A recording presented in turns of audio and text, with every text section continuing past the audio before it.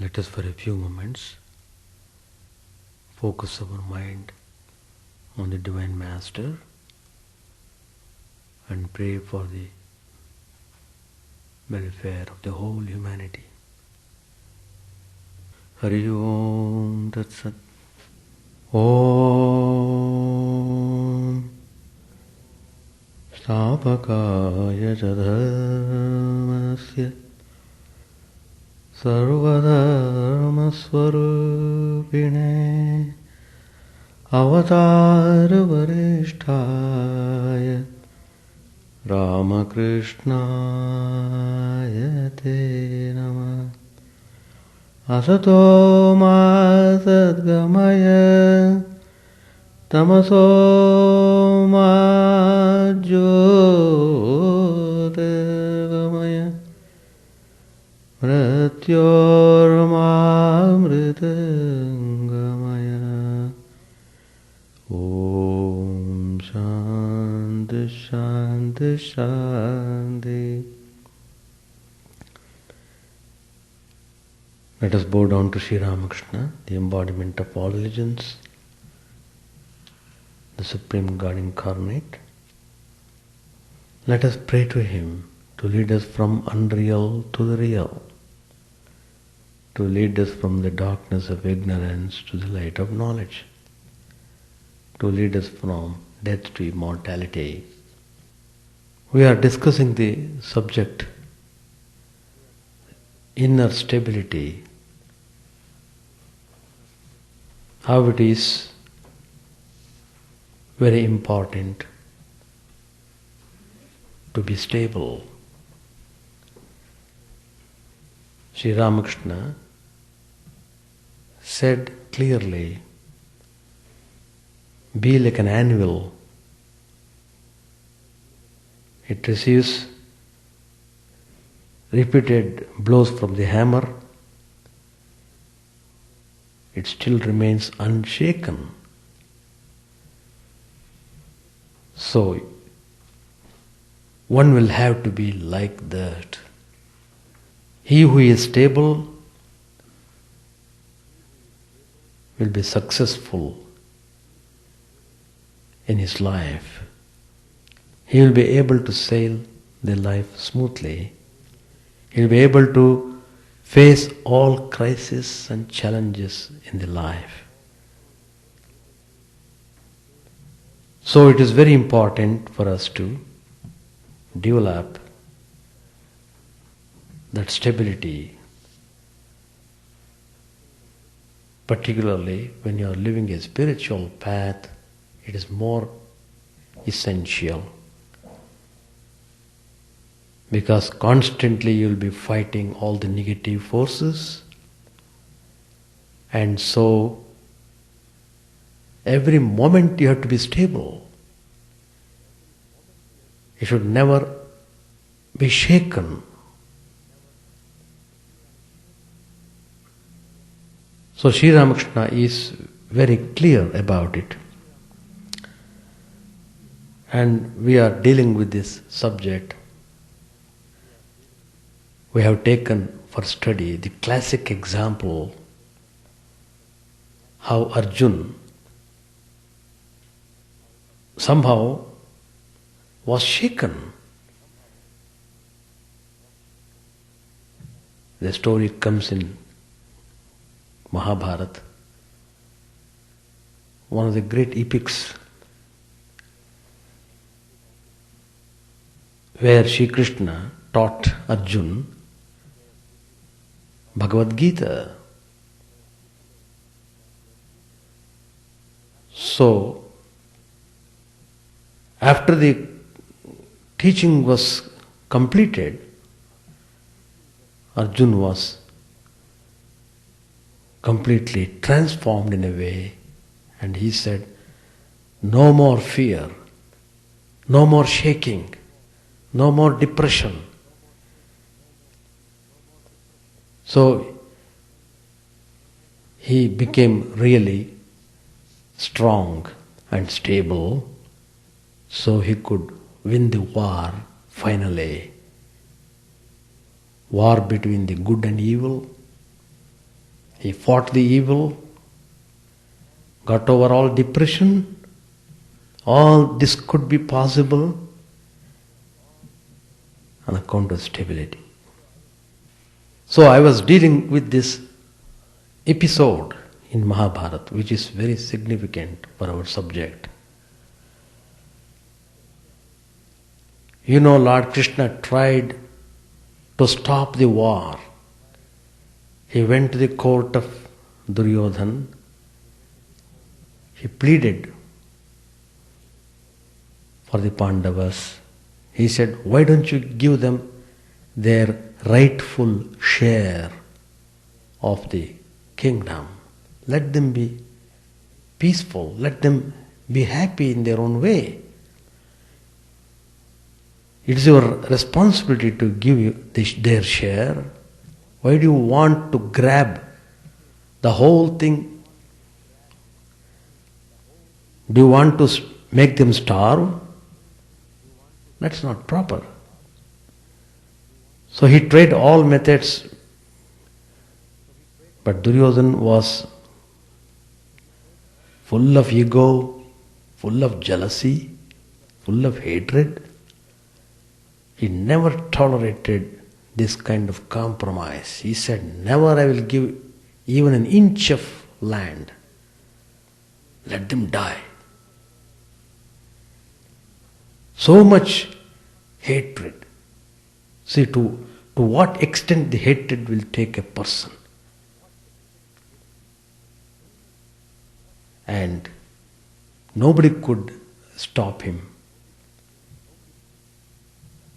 Nobody could change his scheming.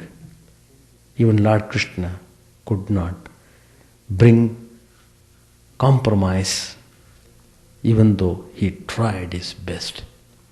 Then he said, all right. That means war is inevitable. It is inevitable. That means it has to be fought and the evil has to be subdued. It has to be removed as far as possible. So, finally, the war was to start. So both the armies, one side Duryodhana army of Duryodhana, they are also called Kauravas, on the other side Pandavas. On this side Duryodhana was the hero of the Kauravas, on the other side Arjuna was the hero. Before the war started, Arjuna wanted to have the view of the armies facing each other, who are facing whom. He wanted to know all the details, etc. So he requested Lord Krishna to take his chariot in a place where he could see both the armies facing each other. Then Arjuna saw from one end to another. He saw grandfathers, maternal uncles, sons and grandsons, comrades, friends, in-laws and teachers, all of whom he had intimately known. They are standing there to fight, to be killed. He could not believe that such thing could happen. His heart sank to his very roots. He lost his nerve. He exclaimed, "O Krishna, after seeing these people, this kinsman, my limbs fail, my mouth is parched, My body is shaken. My bow slips down from my hand and my skin is on fire. I can't hold myself steady. I have become extremely shaken. I see premonitions of evil. So, Arjuna began to describe to Lord Krishna all the evils that were likely to follow from the war. Better to be killed than to kill, he said, like an ardent pacifist. So, saying this way, he sank down in the chariot. He was overcome by unbearable grief because his mind did not allow him to kill his own kinsman, his own friends, grandfather, and so on, relations, teachers whom he had respected before. So, he sat there completely dejected, with swimming eyes. He presented a perfect case of shattered inner stability. So here is a person who is totally shaken, who is unstable in every respect. It made him inactive. He could not think, he could not do anything. He became greatly confused. He did not know what is wrong, what is right. He did not know what is dharma, what is adharma. Great confusion overtook him. So just imagine the absurdity of the situation when the general of an army collapses in that fashion at 0 hour. And Arjuna was considered the hero amongst all the heroes. He is foremost among the heroes. When such a person is depressed totally, what to speak about that? Now herein comes how Lord Krishna handled this situation. At this critical moment, in an amazing and effective manner, Lord Krishna succeeded in making this fainting person a conquering hero. First, he gave Arjuna shock treatment. There are various treatments are available, to deal with the disease.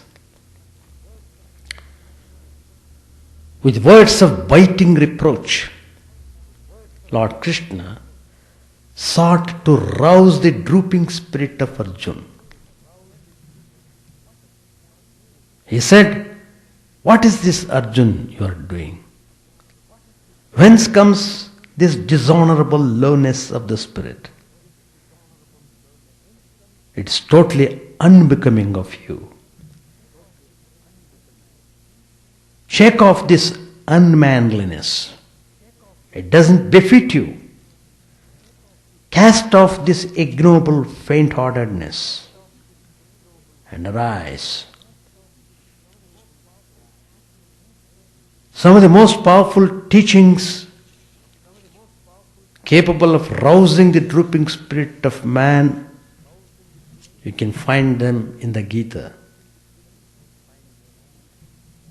The other day one devotee was talking, "Swamiji, my mind is totally disturbed. And as long as I hold Bhagavad Gita in my hand, I seem to be stable. I seem to be sensible. I seem to think properly. But the moment I keep the book down on the table, I am totally lost again."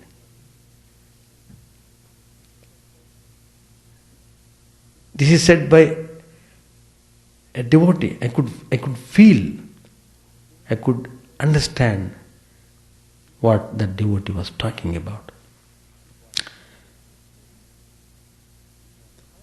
Krishna reminded Arjuna that as a hero of great fame, as a general of an army, and as a soldier belonging to the warrior community, he had no business to act in this manner.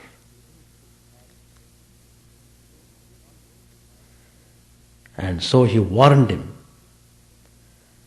And he told him in unmistakable terms, look, why are you being shaken? That means you have lost this sense of thinking properly. Why you are so much bothered about fighting, which is very necessary at this crucial moment. If you win the battle, what's the benefit? You will enjoy the earth. If you die fighting heroically, then you will go to heaven for giving your life in a righteous cause. What could be more covetable for a kshatriya, a soldier? It is to be noticed that in order to rouse Arjuna's drooping spirit, Lord Krishna did not give a long pep talk, but talk on dharma, righteous duties and Atman. He wanted to put Arjuna's mind and all his faculties on a proper track. It has lost a track, He wanted to put them on the right track. In rationalizing his own weakness, Arjuna had drawn heavily on dharma. He began to interpret dharma, justifying his weakness. He thought that would justify his case and it would impress Lord Krishna. But Lord Krishna shamed Arjuna by expounding the true understanding of dharma, clearly showing that harmlessness born of weakness and delusion and harmlessness born of strength and righteousness are poles apart. Truth alone can invigorate. Truth alone can purify. Truth alone can strengthen. Therefore, Sri Krishna told Arjuna some simple truths which Arjuna had forgotten due to the delusion. After rousing Arjuna with inspiring words that were grounded in dharma, surprisingly enough, Krishna entered on a metaphysical disquisition there in the midst of two armies ready to fall upon each other. Why did Sri Krishna do such an unexpected thing? The answer to this question is the key to Sri Krishna's psychotherapy. The real cause of Arjuna's inner instability and resulting confusion was ignorance in the form of delusion, his lack of discrimination between the real and the unreal, between spirit and matter, between soul and body, between righteous duties and personal inclinations. If this ignorance could be removed, then the inner confusion resulting from it would also be removed. And when the confusion was removed, inner stability would be attained automatically. So, Lord Krishna forthwith tore down all his misconceptions about reality, about religion and himself, and clarified his understanding. He discoursed on the identity of the individual soul and the Supreme Spirit.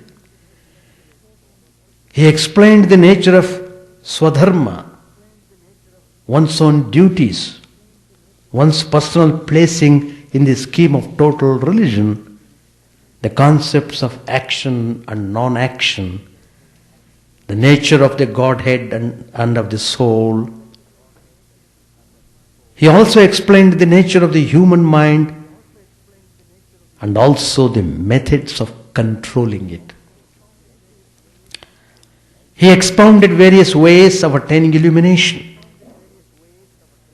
He described the ways of an enlightened soul, a man of steady wisdom. So Lord Krishna seized this opportunity to teach him thoroughly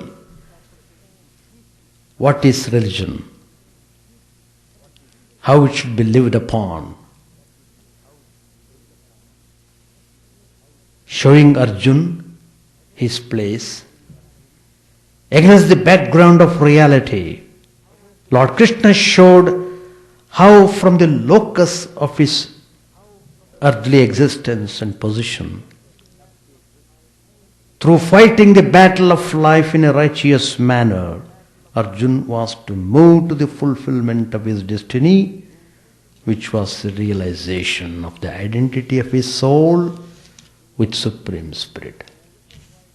This was why Sri Krishna drew Arjuna's pointed attention to his Swadharma,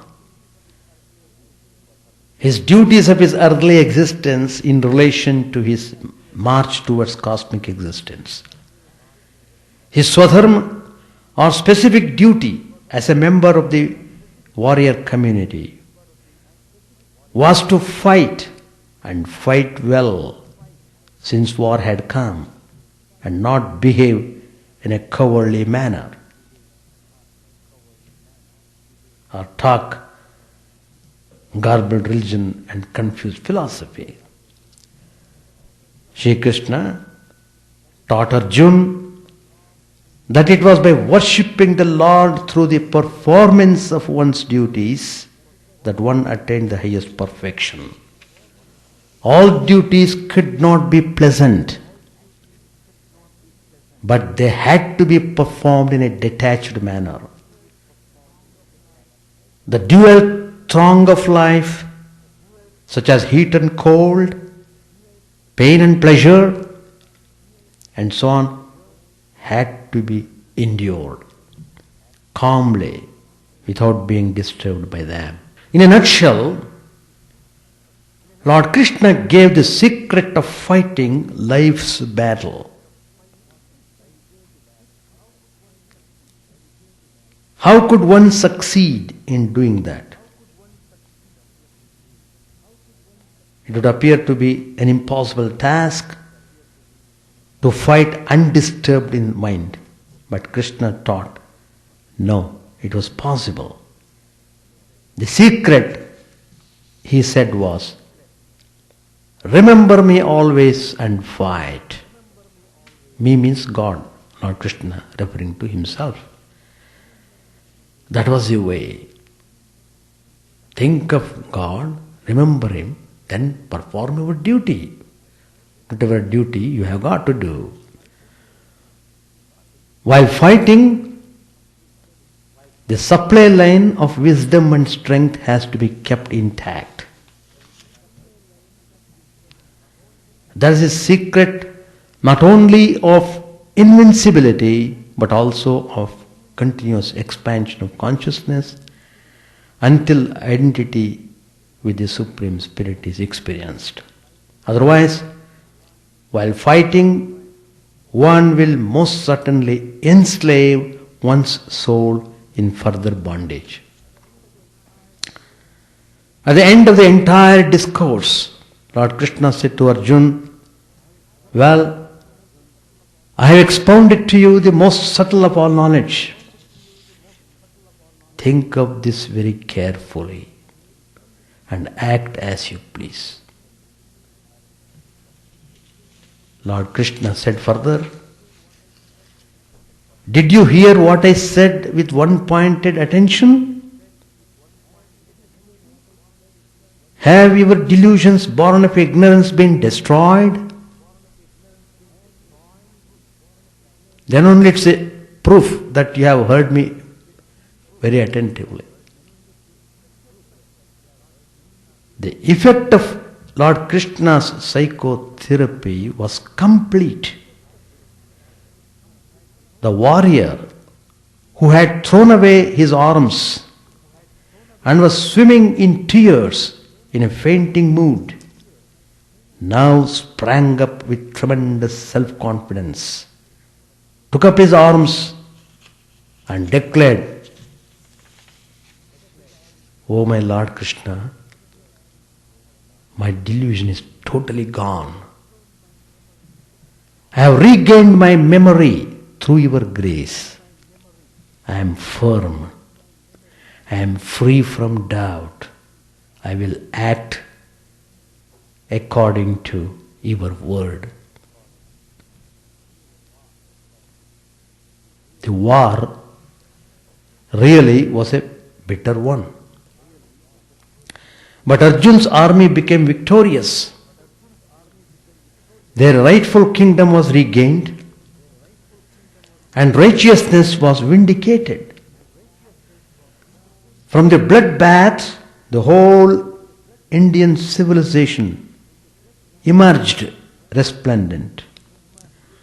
All these great results could be possible only because Krishna unerringly helped Arjun regain his former inner stability.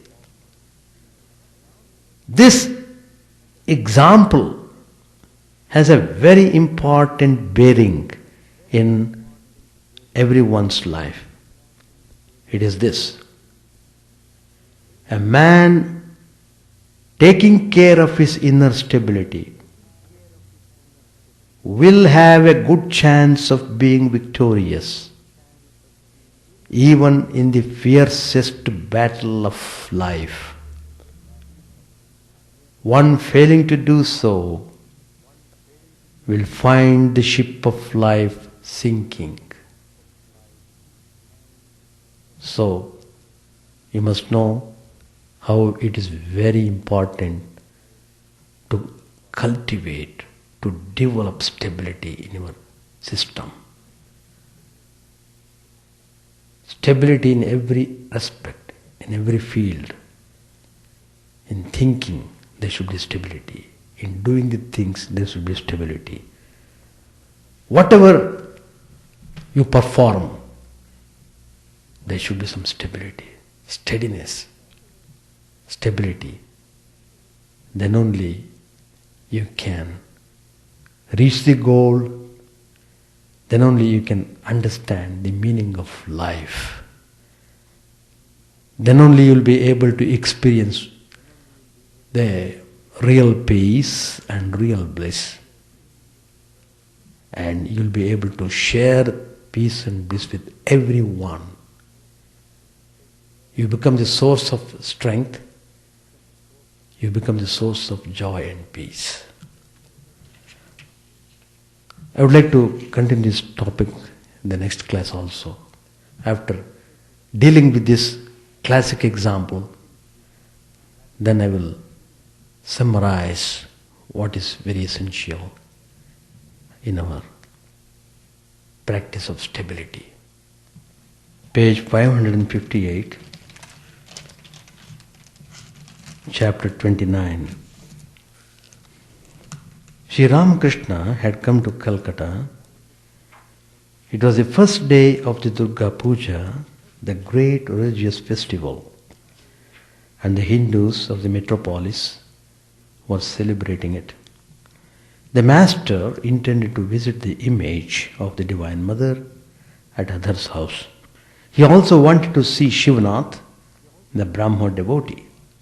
It was about midday, umbrella in hand, M was pacing the footpath in front of the Brahma Samaj temple.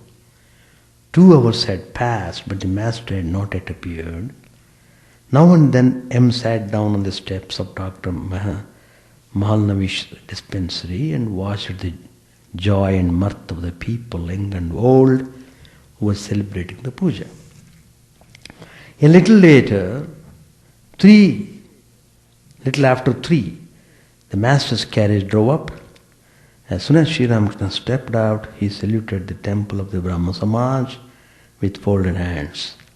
Hazra and a few other devotees were with him. Yam bowed before the master and took the dust of his feet. The master told him that he was going to Shivanath's house. A few minutes later, several members of the Brahma Samaj came and took him to Shivanath's. But Shivanath was not at home. Shortly afterwards, Vijaya Goswami, Mahalnamish, and several other Brahmo leaders greeted the master and took him inside the Brahmo temple. Sri Ramakrishna was in a happy mood. He was given a seat below the altar. There the Brahmo devotees sang their devotional music.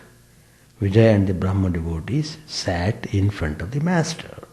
Master said to Vijaya with a smile, "I was told that you had put up a signboard here that people belonging to other faiths are not allowed to come in."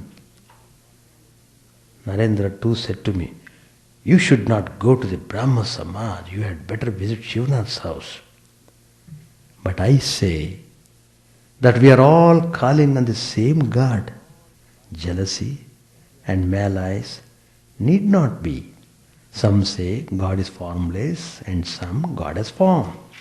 I say, let one meditate on God with form if he believes in form, and let another meditate on the formless deity if he does not believe in form. What I mean is that dogmatism is not good. It is not good to feel that my religion alone is true and other religions are false. The correct attitude is this: my religion is right, but I don't know whether other religions are right or wrong, true or false. I say this because one cannot know the true nature of God unless one realizes Him. Kabir used to say, God with form is my mother, the formless is my father. Which shall I blame? Which shall I praise? The 2 pans of the scales are equally heavy. Hindus, Muslims, Christians, Shaktas, Shaivas, Vaishnavas, Brahmajnanis of the time of the Rishis, and you, the Brahmajnanis of modern times, all seek the same object. A mother prepares dishes to suit the stomachs of her children. Suppose a mother has 5 children and a fish is brought for the family. She doesn't cook pilau or kalaya for all of them. All have not the same power of digestion. So she prepares a simple stew for Sam, but she loves all her children equally. Do you know my attitude? I love all the preparations of fish. I have a womanly nature, all love. I feel myself at home with every dish. Fried fish, fish cooked with turmeric powder, pickled fish, and further I equally relish rich preparations like fish head, kaliya and pilau, all love. Do you know what the truth is? God has made different religions to suit different temperaments, times and countries. All doctrines are only so many paths. But a path is by no means God Himself. Indeed, one can reach God if one follows any of the paths with wholehearted devotion. Suppose there are errors in the religion that one has accepted. If one is sincere and earnest, then God Himself will correct those errors. Suppose a man has set out with a sincere desire to visit Jagannath at Puri and by mistake has gone north instead of south, then certainly someone meeting him on the way will tell him, "My good fellow, don't go that way, go to the south." and the man will reach Jagannath sooner or later. If there are errors in other religions, that is none of your business. God, to whom the world belongs, takes care of that. Our duty is somehow to visit Jagannath. To the Brahmas, Sri Ramakrishna said, the view you hold is good indeed. You describe God as formless, that's fine. One may eat a cake with icing either straight or sidewise. It will taste sweet either way. But dogmatism is not good. You have no doubt heard the story of chameleon. A man entered a wood and saw a chameleon on a tree. It's a lizard, a type of lizard. He reported to his friends, I have seen a red lizard. He was firmly convinced that it was nothing but red. Another person, after visiting the tree, said, I have seen a green lizard. He was firmly convinced that it was nothing but green. But the man who lived under the tree said, what both of you have said is true. But the fact is that the creature is sometimes red, sometimes green, sometimes yellow, and sometimes has no color at all. God has been described in the Vedas as both with attributes and without. You describe him as without form only. That's one-sided. But never mind, if you know one of his aspects only, you will be able to know his other aspects too. God himself will tell you all about them. Pointing to 2 or 3 Brahma devotees, Sri Ramakrishna said, those who come to your Samaj know both this gentleman and that. Vijaya still belonged to the Sadharan Brahma Samaj. He was a salaried preacher of that organization, but could not obey all its rules and regulations.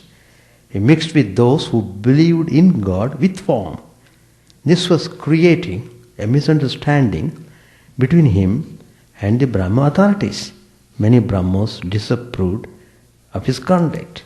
The master suddenly looked at Vijay and began to talk to him. Master said to Vijay, smiling, I understand that they have been finding fault with you for mixing with those who believe in God with form. Is it true? He who is a devotee of God must have an understanding that cannot be shaken under any conditions. He must be like the anvil in a blacksmith's shop. It is constantly being struck by the hammer, still it is unshaken. The subject on which I talked before is referring to this point. Still it is unshaken. Bad people may abuse you very much and speak ill of you, but you must bear with them all if you sincerely seek God. Isn't it possible to think of God in the midst of the wicked? Just think of the rishis of ancient times.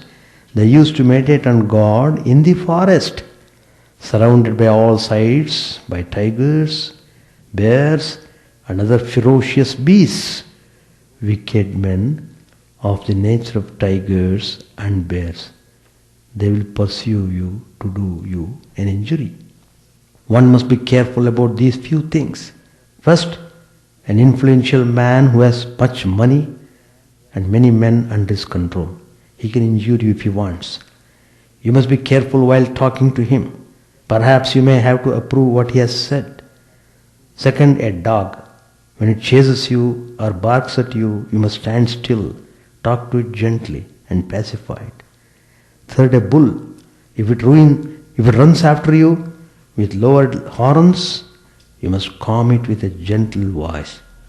Fourth, a drunkard. If you arouse his anger, he will abuse you, naming 14 generations of your family. You should say to him, hello uncle, how are you? Then he will be mightily pleased and sit by you and smoke. She'll stop you. Very good. So, hold on to your faith and proceed with unshaken determination and conviction. All the time, be aware of stability Never allow yourself to be destabilized in any manner. Take all precautions to maintain your fervor.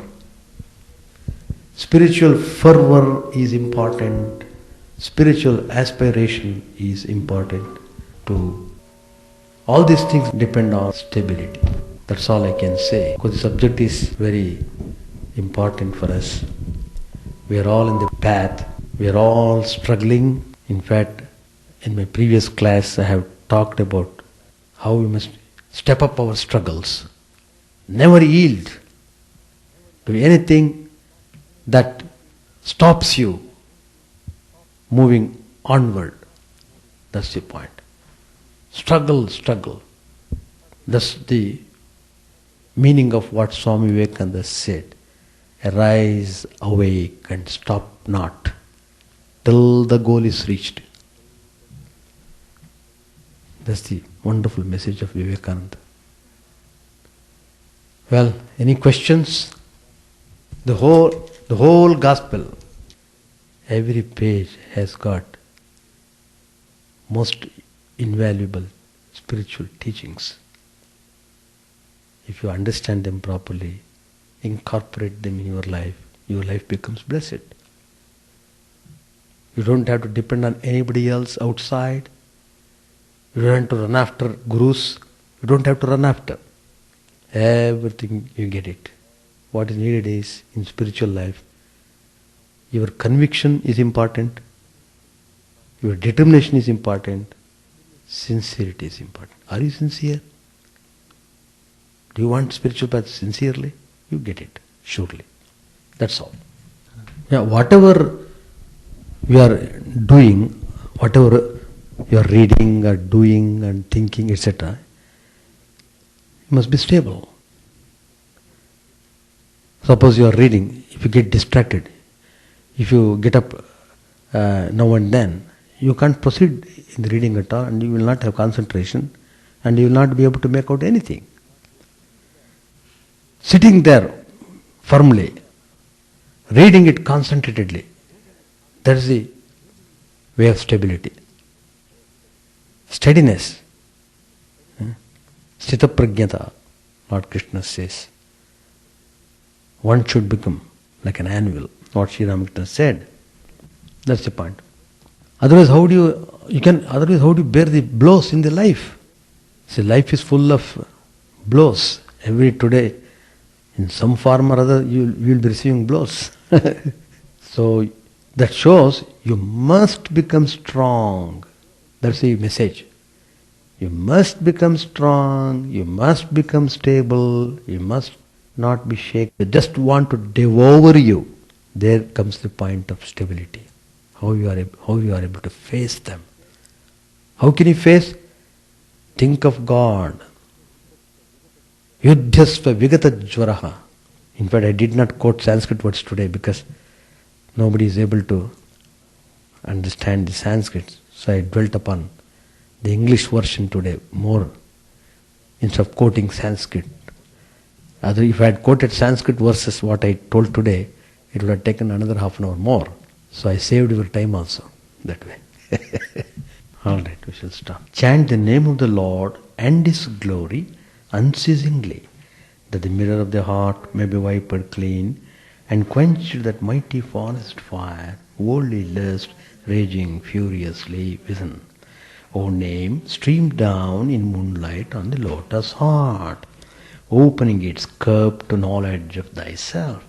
O self, drowned deep in the waves of his bliss, tasting his nectar at every step, bathing in his name, that bath for weary souls. Various are thy names, O Lord, in each and every name thy power resides. No times are set, no rites are needful for chanting of thy name. So vast is thy mercy, how huge then is my assuredness, who find in this empty life and heart no devotion to thy name. O my mind, be humbler than a blade of grass. Be patient and forbearing like a tree. Take no honor to thyself, give honor to all. Chant unceasingly the name of the Lord. O Lord and Soul of the universe, mine is no prayer for wealth or retinue, the playthings of lust or the toys of fame. As many times as I may be reborn, grant me, O Lord, a steadfast love for Thee. A drowning man in this world's fearful ocean is Thy servant, O Sweet One. In Thy mercy consider him as dust beneath Thy feet. Oh, how I long for the day when an instant's separation from Thee, O Lord, will be as 1,000 years, when my heart burns away with its desire, and the world without Thee is a heartless void. Prostrate at Thy feet let me be in unwavering devotion, neither imploring the embrace of Thine arms, nor bewailing the withdrawal of Thy presence, though it tears my soul asunder. O Thou who stealest the hearts of Thy devotees, do with me what Thou wilt, for Thou art my heart's beloved, Thou and Thou alone. O Lord, lead us from the unreal to the real. Lead us from darkness to light, and lead us from death to immortality. May all be free from dangers. May all realize what is good. May all be actuated by noble thoughts. May all rejoice everywhere. May all be happy. May all be free from disease. May all realize what is good. May none be subject to misery. May the wicked become virtuous. May the virtuous attain tranquility. May the tranquil be free from bonds. May the freed make others free. May good betide all people. May the sovereign righteously rule the earth. May all beings ever attain what is good. May the worlds be prosperous and happy. May the clouds pour rain in time. May the earth be blessed with crops. May all countries be freed from calamity. May holy men live without fear. May the Lord, the destroyer of sins, the presiding deity of all sacred works, be satisfied. For He being pleased, the whole universe becomes pleased. He being satisfied, the whole universe feels satisfied.